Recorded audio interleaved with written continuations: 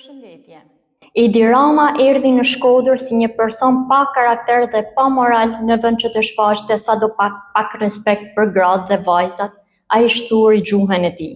Pasi u detyruan me urdhër politik të mbushnin sallën në kundërshtim të plot me ligjin, gratë dhe vajzat e pranishme dëgjuan nga goja e kryeministrit batuta pa krip dhe nga më banalet.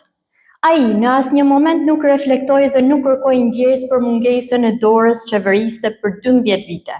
Ai gjithashtu nuk di të kërkojë ndjesë për Flutra Bashën, viktimën e pafajshme e cila u vrasë së bashku me burrin e saj dhe 2 djemë të ri në masakrën e Dobraçit. Në asnjë moment Edi Rama dje nuk foli as për ata gra të Shkodrës dhe malësisë madhe që projekti i tij i kanabizimit i detyroi të braknisnin fasonerit dhe të hynin në shtëpi bari e parcela kanabisi. Edi Rama dje në Shkodër nuk kërkoi ndjesë për platformën e tij, hëngshin kokat e njëri tjetrit, që përgjaku Shkodrën nga Pedonaja deri në Dugaxhin, Këlmend e Fusharrës. Edi Rama, Shkodrës, kryeqendrës së dijes dhe shqiptarisë i dha hijen e Palermos, të cilën e ekspozoi përballë gjakmarrjes dhe kanabisit, bandave që sundojnë dhe mungesës së sigurisë dhe lirisë.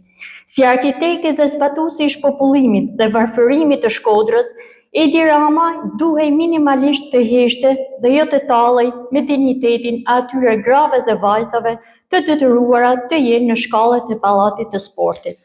Shkodra fal, por nuk i harron emrat e atyre që e përgjaken dhe Edi Rama është në krye të listës.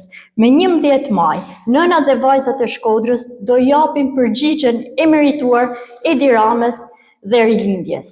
Partia Demokratike dhe Aleanca për Shqipërinë Mallshtore do triumfojë me 11 maj, duke i kthyer dinjitetin Shkodrës dhe gjithë shqiptarisë.